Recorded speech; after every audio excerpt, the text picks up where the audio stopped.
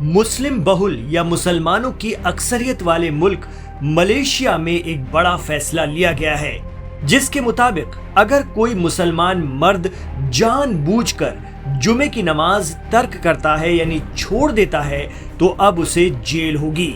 इतना ही नहीं, ऐसे व्यक्ति पर 62,000 रुपए का जुर्माना भी ठोका जाएगा, जो मलेशिया की करेंसी में 3,000 रिंगीट के बराबर है। नमाज जुमा को लेकर ये सख्ती मलेशिया की तेलंगाना स्टेट में की गई है। सरकार का ये फैसला महिलाओं या खवातीन पर लागू नहीं होगा, सिर्फ मुस्लिम पुरुषों को ही सजा होगी और जुर्माना देना होगा। अगर कोई ऐसी हरकत सामने आती है जिसमें नमाज बार बार काहिली के चलते छोड़ी जा रही है, तो फिर उस शख्स को जुर्माना और जेल दोनों हो सकती है।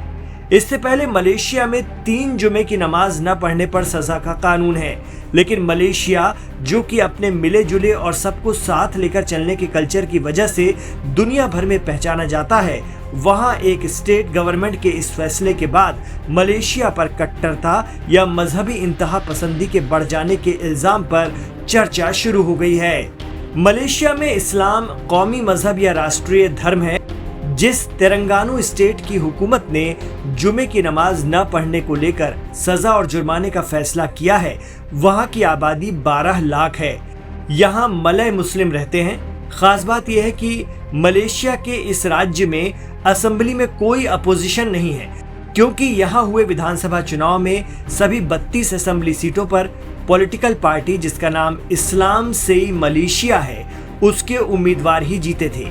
यानी विधानसभा में सिर्फ सत्ता पक्ष ही है, इसलिए बिना किसी एतराज के जुमे की नमाज को लेकर सख्त फैसला ले लिया गया है।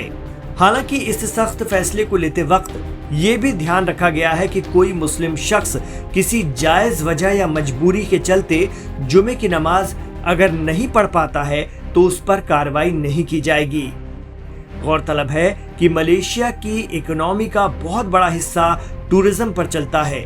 समंदर के बीच ये छोटा लेकिन बेहद खूबसूरत मुल्क, जहां का कल्चर बेहद विविधता समेटे हुए है, यहाँ मलय, चीनी और भारतीय कल्चर को मिलाकर एक संस्कृति बनती है और अलग अलग मजहब और कल्चर को मानने वाले लोग भी लंबे वक्त से यहाँ साथ रहते आ रहे हैं।